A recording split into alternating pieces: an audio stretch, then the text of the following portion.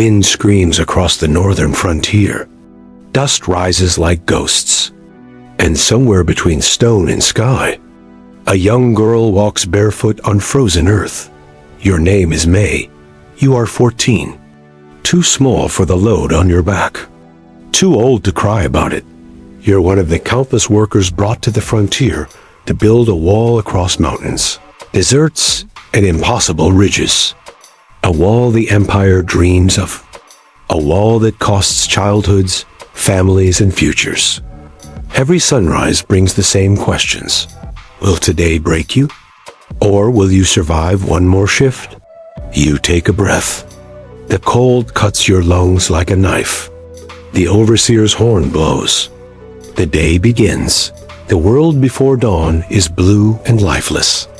Your group wakes on straw mats, breath turning white in the air. A woman beside you coughs. Another tightens her cloth shoes. A man wraps his injured hand, preparing for another day of hauling stones. You stretch your arms. They burn from yesterday. But you stand. You always stand. When the horn echoes across the valley, workers fall into lines. The sky glows orange. The wall looms above, unfinished, jagged, endless. Your assignment? Carry stones up the ridge, again and again, until the sun dies behind the mountains, that you grip the rough rope of the sled. May, you tell yourself, just breathe. One breath at a time. The stone is heavier than yesterday's. Your shoulders groan under it. Dust stings your eyes. Men push. Women pull. Children your age stagger with smaller loads. The foreman watches silently, holding a tall red flag. Every time the flag raises, workers must speed up. Every time it lowers, someone collapses. You keep climbing. Feet slipping on loose gravel. Hands burning against rope. Your heartbeat thunders in your ears. Halfway up the ridge, a gust of wind almost knocks you over. Someone behind you falls, their sled skidding. You don't look back. Not because you don't care, but because stopping is not an option. That the wall grows closer. Its shadow colder. The stone on your back feels like an entire mountain. Still, you climb. Because today, like every day, survival is your only goal. During the short midday break, workers huddle near a small fire. You crouch, warming your numb hands. Someone shares rice. Someone else shares memories. A boy from the south talks about green fields. An old woman talks about her grandchildren. You talk about your mother, how she wove patterns into cloth, how she sang lullabies during rain, how she begged you to return one day. The fire crackles softly, but the moment is fragile, like thin ice. The horn sounds again. Rest is over. The mountain awaits, you stand, and with a final breath of warmth, you walk back into the cold. Clouds bruise the sky. Wind becomes a scream. Workers hurry to stack stones before the storm hits. The wall shakes under the force of the gusts. Your hair whips your face. Dust blinds you. You drag another stone up the scaffold. Your legs tremble. Hands slip. A young worker beside you loses grip. The stone falls, crashing below. The foreman shouts. Workers scatter to stabilize beams. Lightning forks across the mountains. Thunder cracks the ridge. Rain begins as thin needles, then a torrent. Mud swallows your feet. The scaffold sways violently. For a heartbeat, you think you'll fall, but someone grabs your arm. You look back. It's the same boy who shared memories at the fire. Neither of you speak. You just climb down, hands shaking. Alive.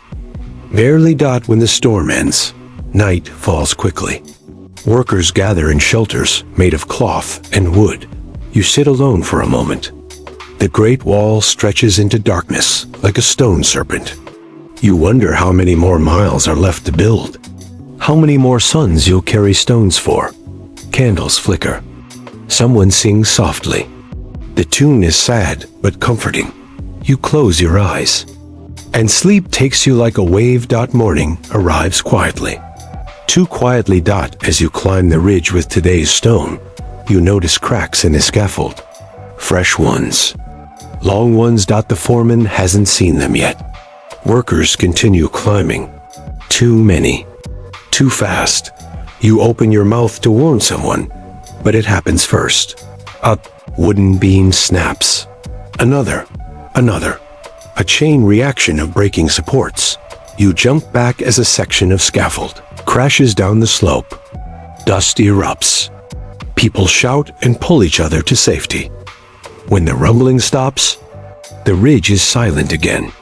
You sit on the ground, chest heaving, realizing how close you came to disappearing into the mountain. The overseer inspects the damage. He gives the order, rebuild, immediately. Some workers sigh. Others stare at the ground. You look at the wall, unfinished, merciless, towering. A question rises inside you. Why am I still here? You think of your mother, your village, your promise. And then you stand. You help lift beams, tie ropes, guide the frightened younger workers. Not because you are strong, but because you refuse to disappear. Because your story matters, even if the world never hears it. Dawn rises after a long night of rebuilding. The wall stands stable again. The ridge is quiet. You place your hand on the cold stone. It is rough, heavy, unyielding. Just like the work, the wind, the days you survived. You breathe deeply. Your aching body says stop. Your heart says keep going. You walk up the ridge with your next stone. The load is heavy, but somehow you feel lighter because you understand something now. The empire may forget your name. The world may never know your story, but you lived, you endured, and every step you take carves your existence into history. Even if only the stones remember. The camera pulls back. The wall stretching across mountains like a scar of stone. Workers move like tiny shadows along its spine, and somewhere among them, a girl named May lifts another stone, her silhouette framed against the rising sun. She is tired. She is small, but she is unbroken. And for one moment, the Great Wall does not look endless, only the life of a girl who refused to be forgotten.